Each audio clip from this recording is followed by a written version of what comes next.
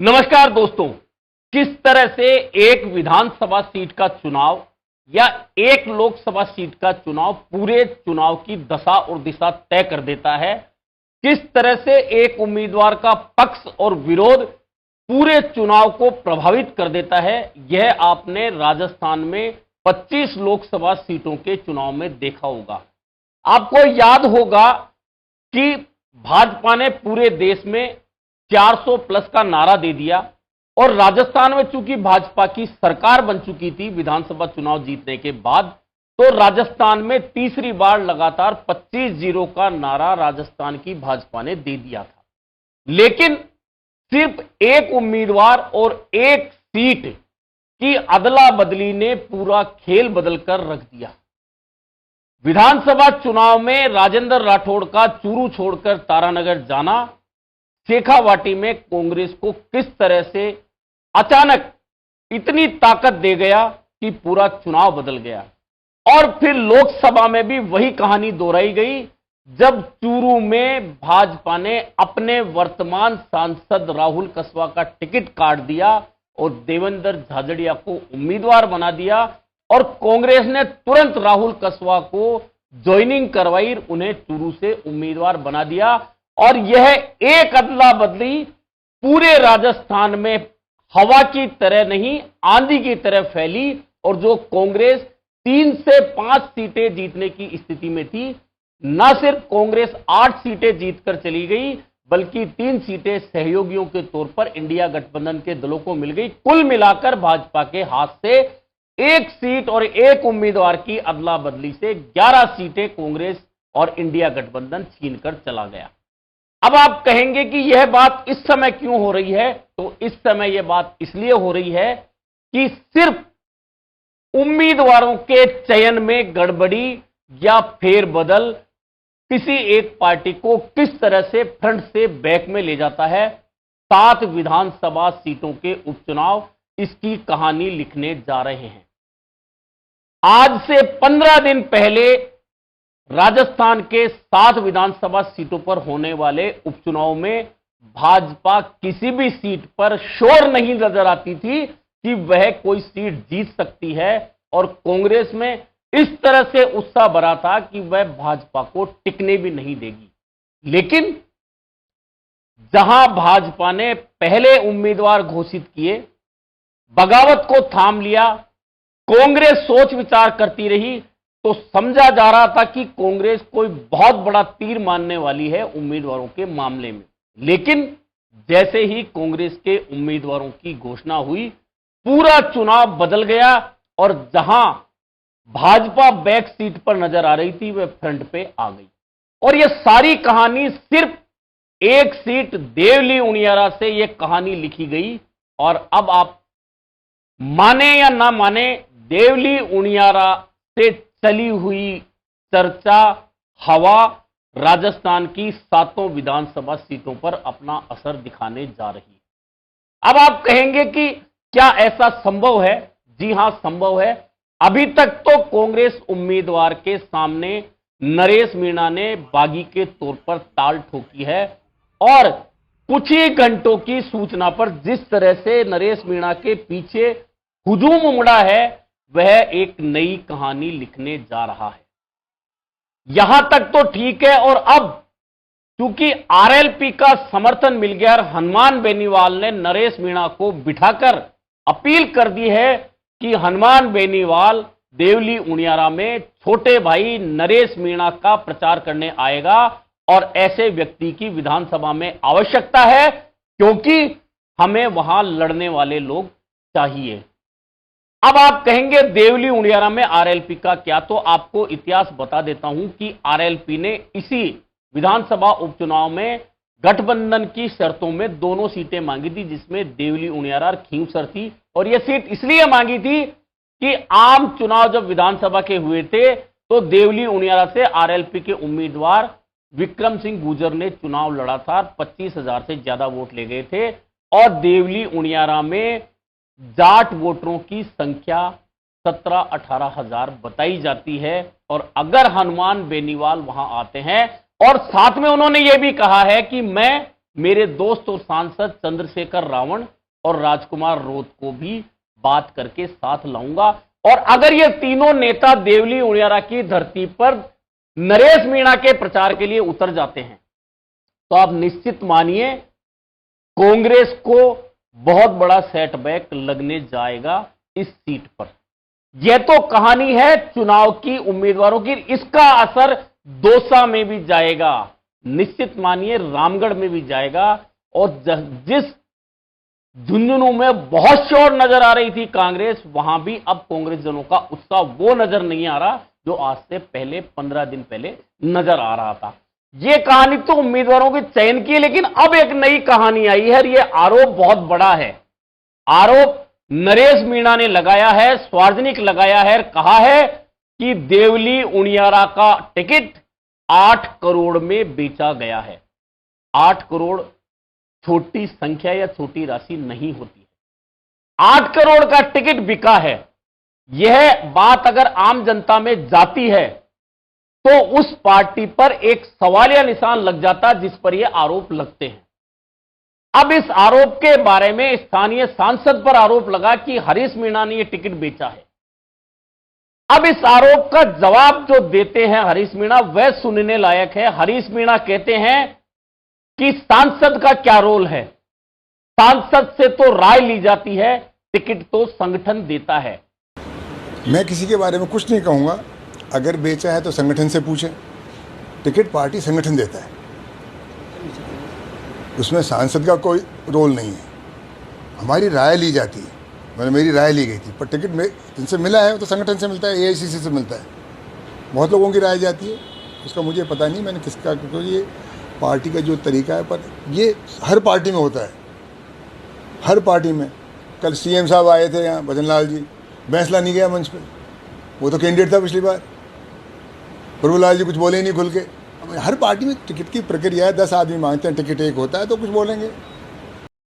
अब आप इस पूरी लाइनों में कहीं भी हरीश मीणा ने यह नहीं कहा कि यह आरोप झूठा है, और उन्होंने सीधे सीधे टिकट वितरण का सारा श्रेय संगठन को दे दिया।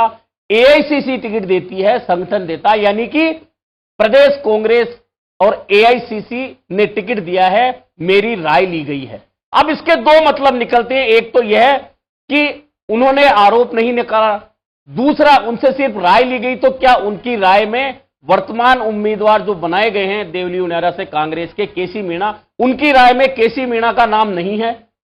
क्या हरीश मीणा ये स्पष्ट रूप से इनकार कर रहे हैं कि मेरी राय ली गई थी लेकिन मेरी राय मानी नहीं गई? इसका मतलब यह लगाया जाए, क्योंकि स्पष्ट तो उन्होंने कुछ कहा नहीं।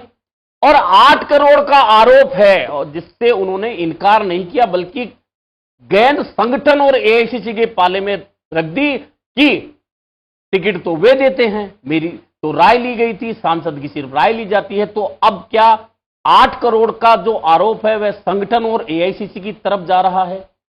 और अगर यह आरोप कांग्रेस संगठन की ओर जा रहा है तो जवाब अब कांग्रेस संगठन को देना पड़ेगा कि 8 करोड़ का सौदा वास्तव में हुआ है।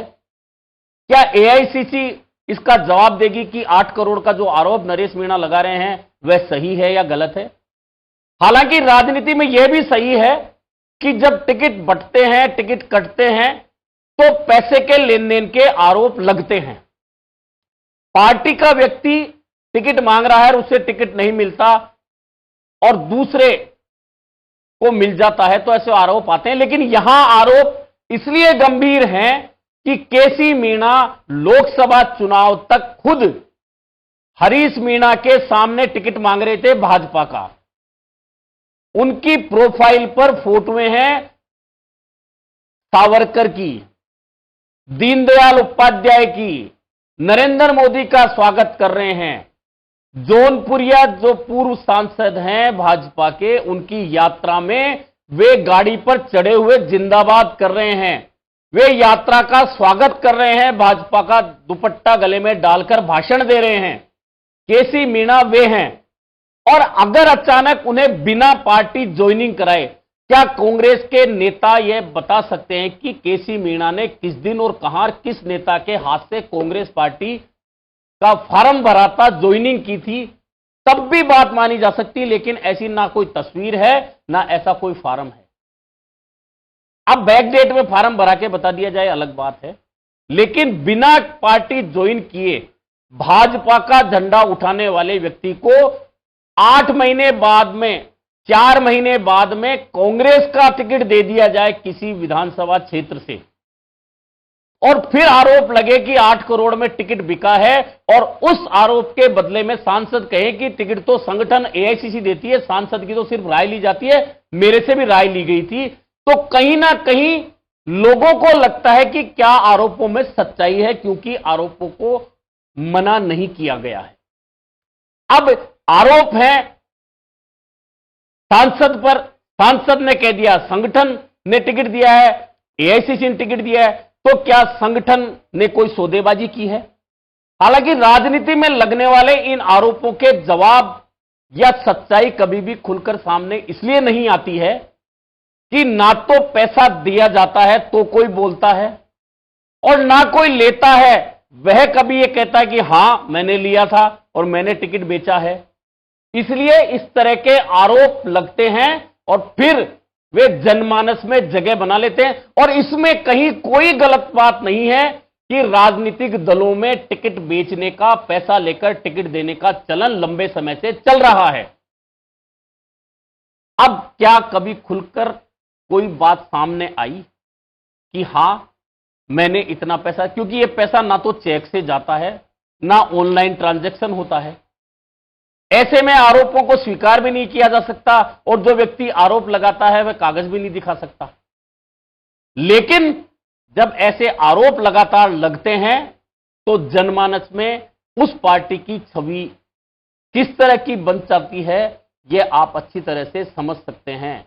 और अब देवली उनियारा में 8 करोड़ का यह जो टिकट का मसला है, बात आरोपों की यहीं तक नहीं रुकी है, इससे आगे भी आरोप ये लगे हैं कि सांसद हरीश मीणा ही नहीं, उनके बेटे उनसे भी आगे बढ़कर हैं, और देवली उनियारा में अगर पंचायत समिति का टिकट भी चाहिए तो लाइए पैसे, प्रधान बनना है तो लाइए पैसे। और ये आरोप कोई सोशल मीडिया पर लिखकर नहीं लगाए गए, किसी एक व्यक्ति के सामने नहीं लगाए गए, ये सार्वजनिक रूप से लगाए गए आरोप हैं। और इन आरोपों के जवाब नहीं आएंगे तो जनता में सीधा सीधा संदेश जाएगा कि हां कहीं ना कुछ तो गड़बड़ जाला है, क्योंकि अगर धुआं नहीं उठ रहा तो आग कैसे लग सकती है। और यह बात अगर एक जगह से चलेगी तो विरोधी दल इस बात का प्रचार 7 विधानसभा क्षेत्रों में करेंगे, और जब वे करेंगे तो इसका असर कहीं ना कहीं कांग्रेस की संभावनाओं पर पड़ेगा, और भाजपा की संभावनाएं जो 15 दिन पहले तक बहुत कमजोर नजर आ रही थी वे अचानक मजबूत होती दिख रही हैं। और यही कारण है कि भाजपा के प्रभारी जो आज से 10 दिन पहले तक ये कह रहे थे कि हमारे पास खोने को कुछ नहीं है, हमारे पास तो एक ही सीट है, वे अब दावा कर रहे हैं कि 6 सीट हम जीतने जा रहे हैं, और हम कांग्रेस की वजह से नहीं बल्कि अपनी मजबूती की वजह से 6 सीटें जीतने जा रहे हैं। यह दावा राजस्थान भाजपा के प्रभारी कर रहे हैं। यानी कि जो कहानी लिख दी गई है देवली उनियारा की धरती से, स्क्रिप्ट तैयार हो गई है।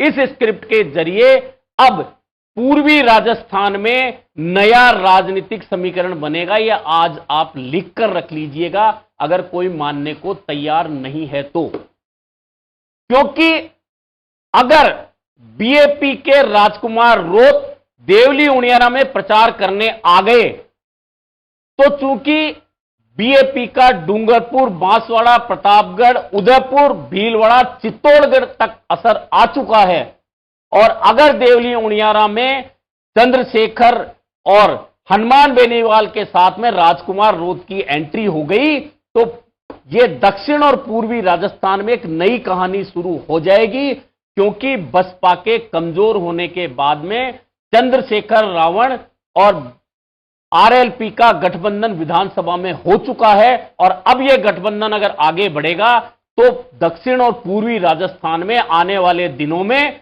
कांग्रेस की संभावनाएं 2028 के चुनाव से पहले कमजोर होती चली जाएंगी। उसमें अगर बीएपी साथ हो गई तो आदिवासियों का बड़ा हिस्सा टूटेगा और एक विधानसभा क्षेत्र से जो लिखी गई स्क्रिप्ट है, जो मैं कह रहा था कि पूरा चुनाव बदल देती है, वह दक्षिण और पूर्वी राजस्थान की राजनीति को बदलकर रख देगी।